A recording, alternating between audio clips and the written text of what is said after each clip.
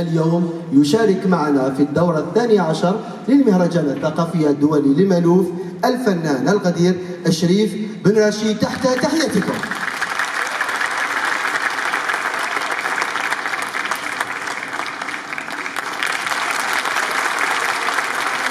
حلفت أنك لا تخن وخنتني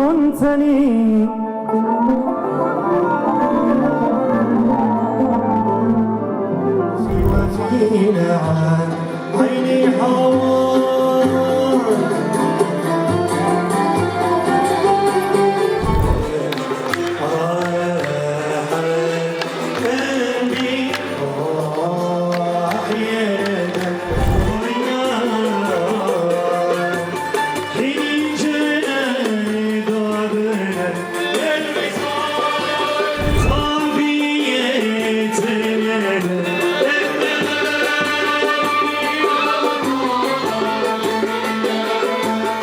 نقولوا باللي المالوف يعني بصفه عامه عندنا في الشرق الجزائري، كاين في تونس، كاين في ليبيا، وانما المالوف هذا اللي نعرفه احنا مختص غير بالشرق الجزائري.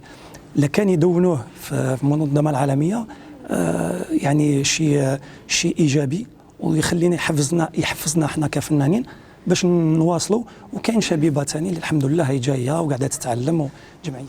والان انا نشوفوا باللي الفن هذا او قاعد يولي يعني بفضل الاصوات هذه الشابه اللي قاعده تطلع وقاعده تغني وقاعده تادي يعني في وقسنطينه اي مشهوره بالمالوف وبالعساوه بالخوان بالفقيرات بالبنوتات، يعني كاين فنون بزاف. احنا اليوم المالوف الحمد لله قاعدين نمثلوا فيه.